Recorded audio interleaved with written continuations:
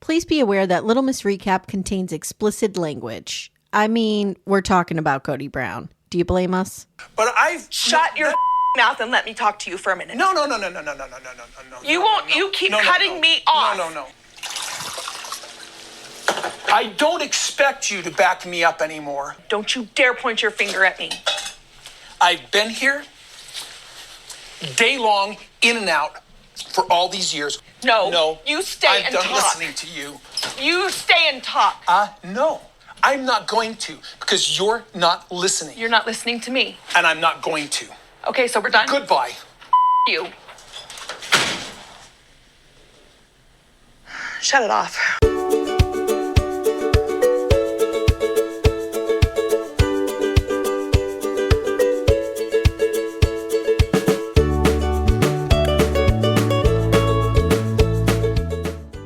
Hi, everyone. Welcome to Little Miss Recap, the podcast where we are marking ourselves safe from Christine designing any jewelry for us. Oh, that ring, Amy. Oh, God. Oh, God. It's bad. I am Amy Archer, as all of you may know from my voice. I'm here with my sidekick, Amanda. Hi. West Wing Raydell. Wow. Do you like that new nickname? I do. I like that. I could take that. Amanda, West Wing Raydell. I'll take it. That fits. I didn't even include Lipnack. I'm sorry. No, that's fine. It's fine. I hope Martha Lipnack doesn't hear this and get upset with me. She might. I mean, legally, I am just Amanda Raydell now, so. Email her and let her know I did that. I will. I'll See if she email her responds. the text. Yeah.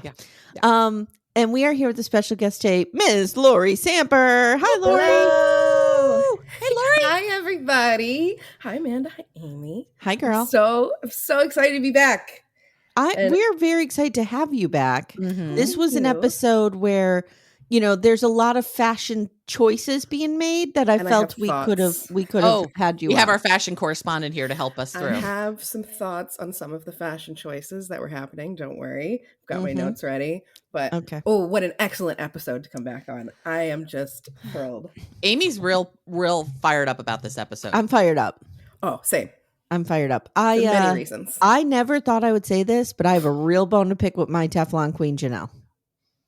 Oh, yeah, I do. I don't know if I'm coming down on the same side Amy is. She was texting me while she was watching, and we'll see. I was raging. Yeah, but we can all agree Christine's engagement ring, hideously ugly. Oh my God. When she was like, I need a marquee, I was like, I know. I was like, girl, this is not 1984 anymore. I mean, okay, fine. Everybody has their own taste, but the black band in it? No. Yeah, no. The first thing that came to my mind when it popped up, I was like, is this the Steelers new Super Bowl ring? Is this black and yellow action happening? It could be a Steelers throwback. It could. Mm-hmm. It could. Hideous. Only if David likes the Steelers, though, because she only likes what he likes now. Well, he's I was going to say Redskins fan. They're not the Redskins anymore. They're the Commanders. They're the Commanders now? Yes. Okay. It's been a while, Amy. Even I for a long time, they were just the Washington football team. Yeah, I don't follow NFL anymore. Yeah, no, they're the Commanders now. And the only reason I know that she's a fan is because she's, of course, had to troll Kody on Instagram in some way, shape, or form with wearing Commanders jerseys with David. Oh, my God. Oh, why? Is Kody not a Commander? Wait. Let me guess. Is Kody a Dallas Cowboys fan? I have no idea. I don't even remember what the troll was. It was probably something about like, oh, look, David's nice to me. Okay. It doesn't take a lot. Laurie, how are you feeling about Christine's energy in general? Christine's energy in general. All right. So I have a very big issue with the way that she is handling this with her children. Thank you. Are very confused and new to this, and they have a lot of feelings around this, as they should, as I think anyone would. For sure. And what she said in there, we'll get to it, but when she's like, oh, I'm testing them. No.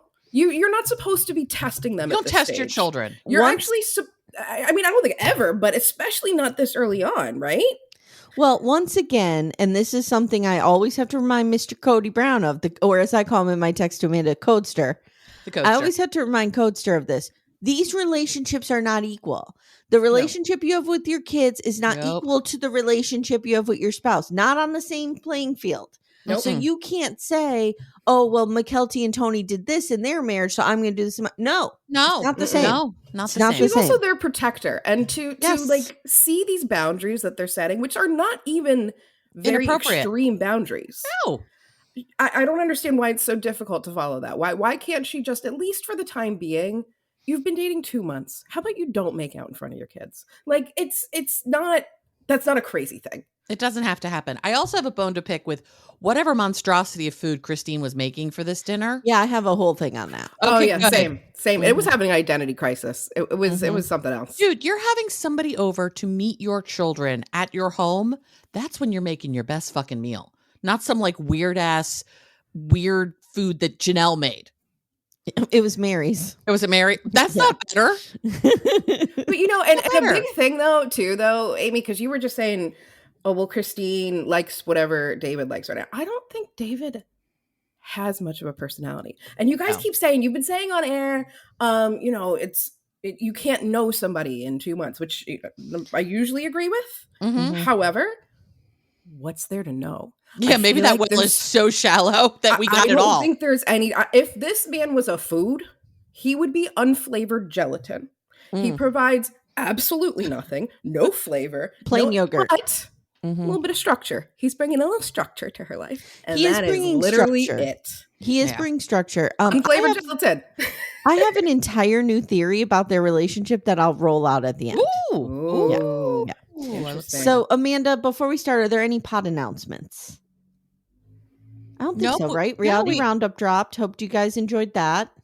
Reality Roundup drop. We've got some documentaries coming up. We got more Gypsy Rose happening. Mm-hmm, we have a very fun thing planned for the end of November for Thanksgiving week, which we are not sharing with people what it is, but it will be fun. Very excited. There was one other thing. We're going to be doing mailbag today. Also, I have not put out the poll for my Amanda's Coaching Corner yet in Backdoor Friends, but I will do that today. I'm a little behind on life. That's fine. That's fine. Yeah. Laurie, do you have anything you'd like to share with our audience? Do you have any gigs coming up for anybody in Philadelphia who might want to see you sing? Oh, man, I'm sure. Listen, if anybody ever wants to come see my band, come follow me on Instagram, at Laurie_Samp.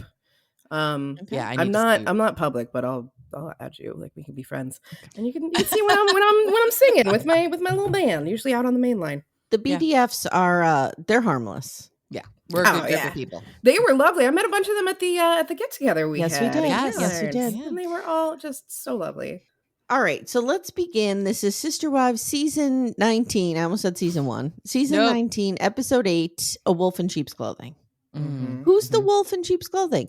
I know that what they're trying to say is it's Janelle for Kody, but I think it's Kody for Janelle. Yeah, I think it's Kody for Janelle. Mm-hmm. I didn't even really think about it too much, but I would go with Kody. I would absolutely go with Kody. I mean, Cody's not hiding his wolfness very much with that hair. No. David is coming to Christine's house, and most of the kids are there, minus Gwendolyn, because Peyton's there, and we have to share custody. It's a matter-antimatter stitch. If the two of them are in the same space, the space-time continuum ends. And I'm Team Gwendolyn in that matter. Yeah, I mean, so be it. And I will say, thank goodness Christine does seem to be respecting that boundary. She's not respecting any other boundaries, but it doesn't seem like she's giving any issue to that. Yeah. Agree. So they're having Japanese Sundays, Christine calls them. Oh, God. And so gross. She tells the camera, the kids have been indicating to her that they're missing some of the traditions. So this is something Mary used to make. And then she says, but Janelle called them Hawaiian haystack. So I did look this up. Okay. Is this an actual food? It's an actual thing, but she says it is chow mein noodles, chicken, cheese, soup, almonds, and pineapple. Can we talk about the identity crisis here? Because first we say Japanese Sundays, right? We say Hawaiian haystacks. And well, they'll never get any of that stuff right. No, they'll never. But chow mein's Chinese, so we don't know what's happening. No. Well, that's the thing. So when I looked it up, it is predominantly made with rice. Ah, okay. She put the chow mein noodles in, and I didn't see anybody with the soup part of it. It's gross. I'm sorry if you guys if you guys make this the way it's supposed to be made, it might be a lot better, but what Christine described was disgusting. Yeah, it does not sound good in the least. I'm sorry, once we get to soup, cheese, and pineapple. Yeah, I just wrote here, pick a fucking lane, Christine. Like, this is pick a lane, girl. Pick one ethnic type of food in one meal. Now David shows up at the door and they make out. Yeah. Right at the door. Yeah. gross. What are you doing? And it's like, nom, nom, nom, nom, nom, nom. Hey, baby. It's so ridiculous. She does so. It's so hey, childish. Baby. And like, I get that she's going through this period of she's never dated she's before. 17 at heart, Laurie. She is 17. And I get that, but she is not allowed to be. She's not allowed to be in a house full of her children. I agree. If it's just the two of them alone and no cameras, absolutely. Be as stupid as you want, but don't do this in front of your children. You are too she is 50 years old. She is a mature woman who should absolutely be able to make mature decisions at this point, and respecting her kids is one of them. Like I don't know. Plus it's just gross and I don't want to watch it either. So I agree. Maybe I'm biased. Peyton says David is in for an ass busting. And this is how my family is. You come into my family, you better be ready because we're just going to come at you. That's just how we are. Mm-hmm. And David walks in and Peyton rolls out this new joke where he calls him Richard. Great and I'm joke. Like, okay. And even David doesn't get it. Peyton's not funny. No. That's the problem. Like I said to Nick and Vanessa Lachey, you don't have to repeat the joke. Hearing it wasn't the problem. People heard it. They just didn't get it. Now, I want to say something about David, too. He always sounds congested. Does he? I was working on my impression. I have a David impression. Oh, okay. Go ahead. Roll it out. When we get there. When we get to the right line. Okay, you have a line. Okay. You've been workshopping it. Got it. I've been workshopping it, and I have it typed out phonetically, which is just beautiful. I think he has the deviated septum like I have. Maybe. And he always sounds congested. Oh, maybe you don't sound congested. I'm always congested. Ask Amanda. She's always congested. She doesn't sound congested, though. You, David Woolley, and Ace, you're all deviated septum warriors. Me too. We are. No. I just found this out when I was sick for a month and I had to get a camera down my nose. Oh, yeah. See, well, I'm the only one who doesn't have a broken schnoz we here. We need t-shirts. Deviated septum warriors. Somehow we survive. We get some information on David's sisters who lived polygamy. They haven't lived it for the last 30 years. He says his older sister got divorced, his oldest sister. Then he says, my other sis kind of got divorced. And then her husband died, and that's how she got out of polygamy. And I'm like, I feel like there's a story there, and I'm interested. Is there a more special? A Janelle situation, the kind of divorce, like she didn't actually call it divorce, but they also didn't speak for years. I don't know. I feel like it might. I feel like it might be like a Chad Daybell kind of got divorced situation. Ew. In that the way I got divorced is just murdering my wife. Yes. Okay, got it. So they have chosen a wedding date. It's October 27th. And I didn't write down every single thing, Laurie. So if I don't get your line, just interject it. Oh, no. We'll definitely get there. So McKelty says, that's the day before my husband's birthday. Nobody cares. Nobody cares. I'm starting to turn on her a little bit. Oh, you're coming to the dark side on McKelty? Again, she is me. I am her. I absolutely 100%. If somebody said, oh, we're getting married February 16th, I would have said Timmy's birthday is February 17th. Absolutely. I gotta say, I had written, I was like, am I kind of liking Tony a little? He was growing on me in this episode because I thought he was actually funny. I have the opposite reaction to Tony. Oh my God. Okay. Hey everyone, stay tuned. Little Miss Recap will be right back after these words. Amanda. Amy. For our sponsor, Lumi Gummies today, I have an idea. I think we should do a rapid fire bonus round. Which 90-day celebrity stars need a Lumi Gummy or have taken a Lumi Gummy maybe? Okay. Madeline. Oh, I have her on my list too. Manon. Manon could really use indica. Yeah, to calm her the fuck down. Calm down a little bit. I think Jenny could use a sativa to maybe up the energy a little bit because there's none there. Funny you mentioned Jenny. I have Sumit's aunt can use one definitely to chill out a little bit. She definitely could use one. This is a wild card. Florian could use one. I don't know what variety. Yeah, but maybe he needs a hybrid. I feel like Florian on a gummy would be good. Yeah. I also have Dylan's mom from Dylan and Patia. Yeah. And I have Luke's dad. Of Luke and Madeline? Yeah. Mm-hmm. Yes. Yeah. And we can use Lumi Gummies as well. Yes. All the time. Consistent, mellow, and super delicious, Lumi gummies are specifically designed to make you feel good, not stoned. Whether you're looking for an end-of-the-day de-stressor, a midday mood boost, or help getting the best sleep ever, Lumi gummies has a strain that's right for you. So, Amanda, our flavor that we like a lot in this home is the sour strawberry cookie hybrid. Ooh, is it particularly sour? It's not super sour because I don't like sour things. Yeah, I don't either. But I just find that it's the perfect blend of up and down. It's right in the middle. Nice. But you feel good. I really like it. I'm a hybrid girly myself, and I'm going to go with the watermelon sorbet because I do enjoy watermelon, and it's just a nice, cool, chill evening of watching TV. You know what I need to do? I need to take one before Sister Wives comes out. Before I meet my arch nemesis in the ring. Yes. I think it would help you a great deal. I think it would help Kody Brown a great deal. Oh, absolutely. Absolutely. Yeah. Guys, Lumi gummies are available nationwide. Go to lumigummies.com. That's LUMI gummies.com. Use code Little Miss Recap for 30% off your order. That is Lumi Gummies, LUMI gummies.com. Code Little Miss Recap. Lumis.com. Code Little Miss Recap. It's 30%. And the link is in the show notes if you guys need it. I loved it when she starts talking about tattoos and he goes, "You have the perfect leather pants." Like, what an excellent reaction to somebody telling you that they're getting a tattoo. Well, you've got the leather pants for it, so to go me, for it. I thought it was so funny. He's starting to grow on me. He's gross, but I'm usually a Tony and McKelty apologist on this podcast. I am. Mm-hmm. But yeah, we'll get to it. Okay. So now we learn. Wait, David reveals, that he asked Christine's father for her hand in marriage. Aw, but again, not 2 months. No. Right. And also, you're 50-something years old.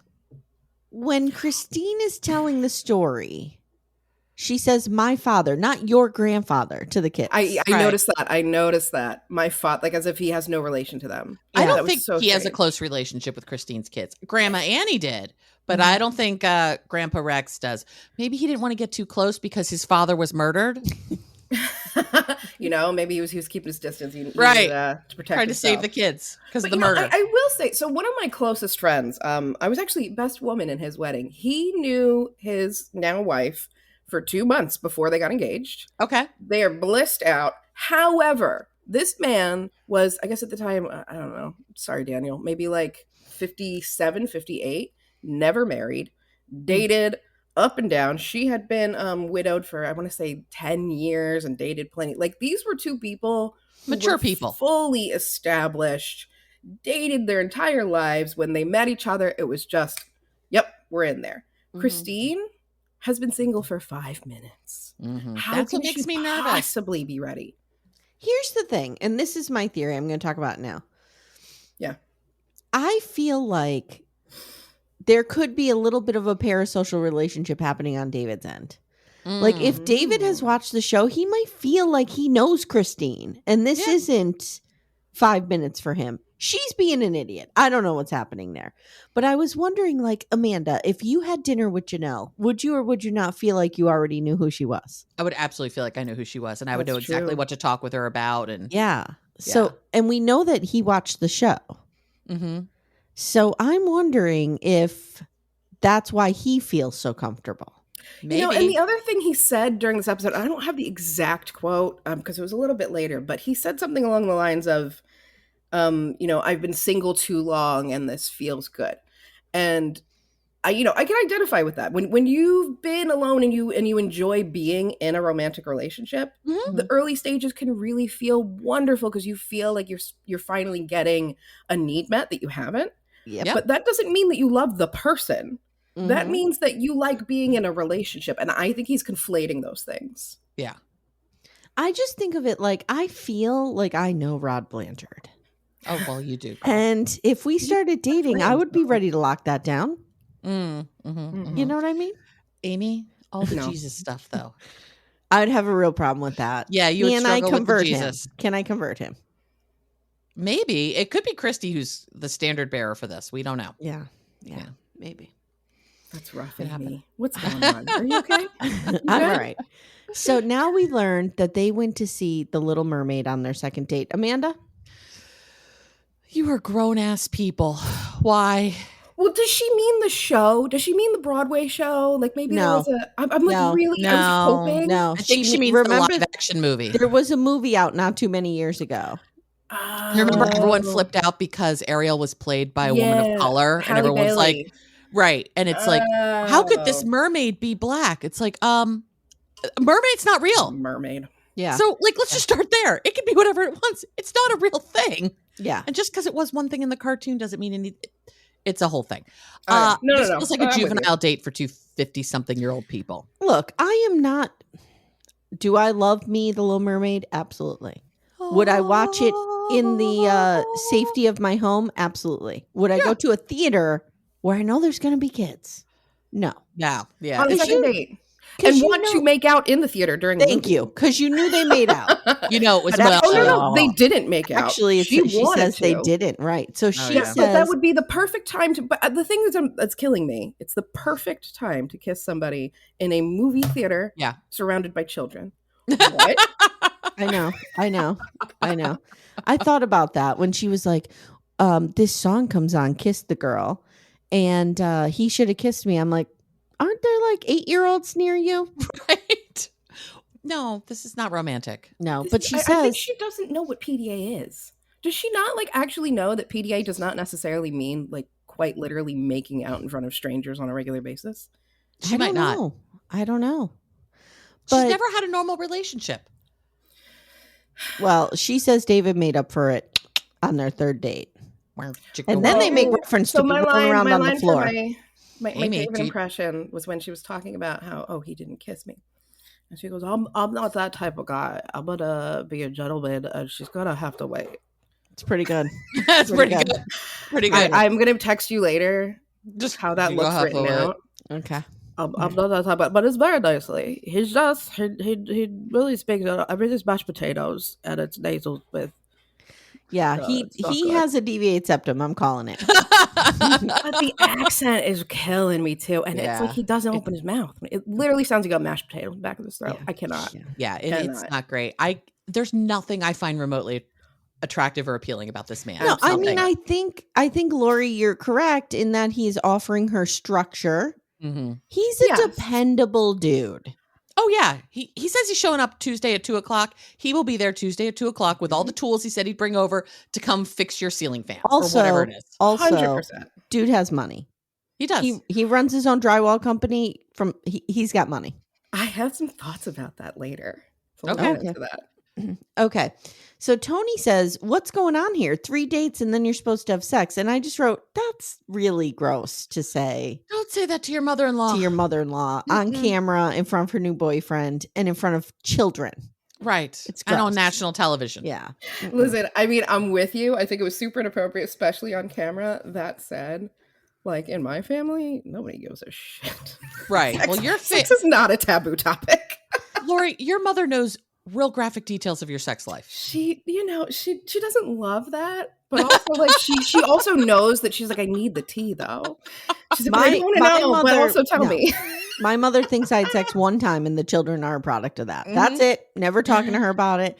Amanda knows I'm very funny because I can talk about banging and this and that, but Amanda knows I will not talk about my own sex life. Right, Amanda? But here's it takes a village to run my love life. It's such a mess. So like I need all of the input possible, which means people need all the information. Amanda, how much do you know about my love life? I know a fair bit. Listen, yeah. Amanda also knows a little bit about mine. I do. I'm a keeper of secrets here, ladies. Tiny bit. Well, I can't trust myself. I need smarter, better, more mature people to and for some reason you think I'm one of those people. I don't understand it, but okay. Oh, please. You give great advice.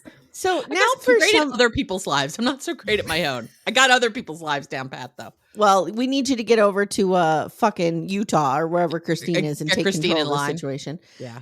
Kody on the couch says he hasn't heard about Christine dating, but I know she did leave to seek her soulmate. That was the only reason Christine divorced me was to go find her soulmate. It was no other reason.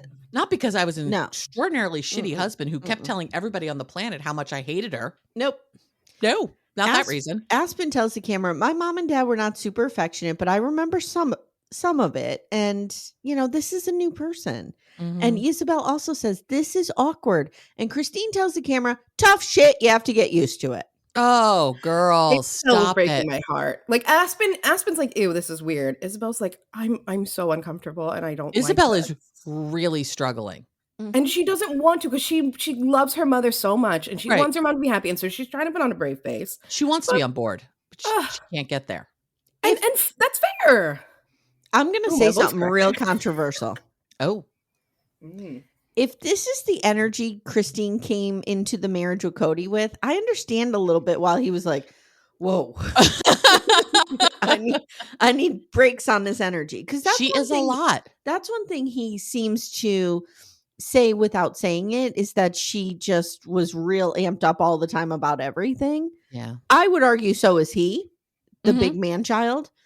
But, if she's like this at 50, what was she like at 22? With all that energy? Yeah. Oh my God. I mean, she's had 6 children. They've drained the life out of her. So she's subdued compared to what she could have once been. And it's one of those situations where when that energy is working for you, it's great. Like when she's, making peace in the family, holding family events, like gathering everybody, like that energy works for you. Starting a flash mob. Yeah. Right. Right. To be fair, I feel like that is probably the area where I do identify with Christine. That's okay. I'm very extra. It's there's a lot to take in there, but she doesn't know how to rein it in. She doesn't actually rein it in when appropriate. Yeah. She doesn't have the self-awareness of it to like see, all right, this is not an appropriate time for me to be acting out. I don't know. It's just Isabel was breaking my heart. Yep. Hey everyone, stay tuned. Little Miss Recap will be right back after these words.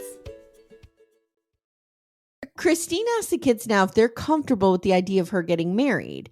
And Tony makes a crack to wait, a callback to her and Kody asking them to wait after Maddie got married. Which I loved. I thought it was funny. In a flashback, I want to draw your attention to this flashback. Okay. So in the flashback, we see the scene that we all know when Tony asks Kody for his hand in marriage, whatever.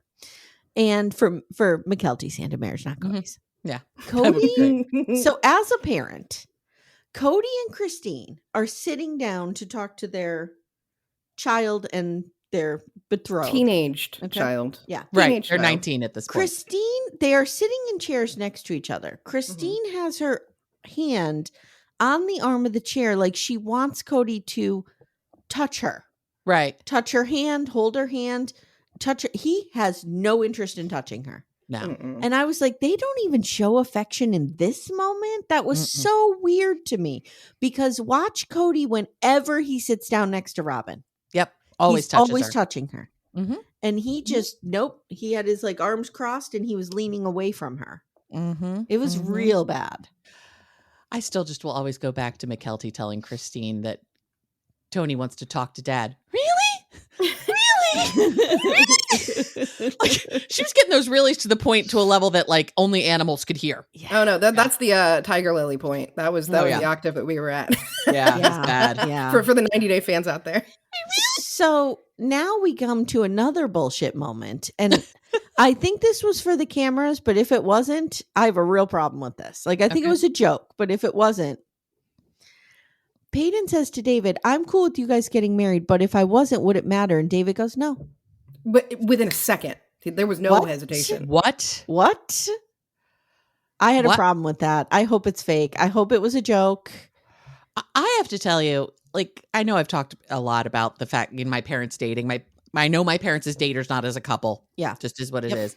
My dad always said to me, if I had a genuine objection to someone he was with, that would be it for them.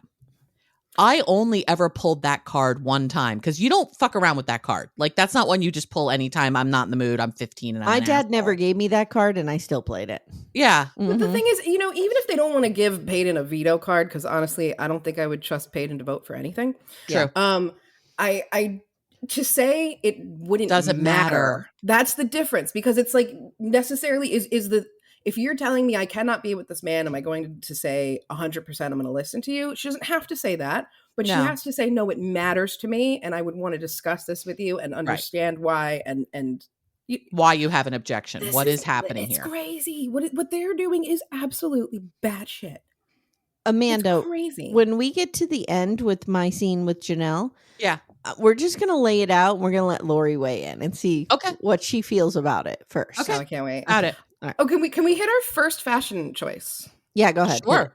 Which I saw this and I was like, Amy is going to absolutely adore Amy this. doesn't notice fashion, but go on. It doesn't matter. Doesn't matter. Oh, is it on Truly Grace Brown? Your favorite little thing, the TGB. TGB, as I like to call her. So on her little hat, she has a Medusa pin. And Medusa is a sign of female empowerment because men who look at her turn to stone. And I was like, yeah. That's right. She's amazing. I'm telling you. She's running around. She's a feminist icon now. She's a feminist icon running around. She was my body, my choice before she even knew what that meant. Yep. Yeah. That was so I saw that and I was like, yep, Amy's gonna love that one. You know who else was my body, my choice before she even knew who it meant? My sister Jenny. Oh. There is a story in our family lore about Jenny. My mother would try to make her kiss my grandmother when she was a little girl, and Jenny would turn the cheek and say, I don't want to kiss anyone I don't want to kiss. Good girl. And she was like 3. Phenomenal. That tracks with Jenny. That completely tracks with Jenny. I did make a note here that Archer, my child, is being held by Isabel and is marked safe from whatever McKelty's doing to Ace on the table. Okay, Janelle is meeting David next weekend, as are her kids. And Janelle on the couch says, David sounds fine. I mean, he raised his kids and, like Tony says, didn't go crazy and start gambling or drinking or whatever. And she says he still has a relationship with all of his children. The shade. I said last week. I'm here for that. I'm here for that. I said last week, if this man calls all of his grown children and they'll get in a picture with him, he's better than Kody. Yep, absolutely. I mean, some of the kids had their faces blanked out, which is fine. They for the camera. Yeah, but they don't seem to hate their dad. Hey everyone, thank you so much for listening to this free preview. If you'd like to hear our entire episodes and everything ad-free, plus episodes of our rewatch, we are up to season 3, I believe, and that will resume after this current season. Please consider joining us on Supercast, Patreon, or Apple subscriptions at the $8 tier. The links are in the show notes. Thank you, and thank you for listening, and thank you to our guest, Laurie Samper. We'll see you next week.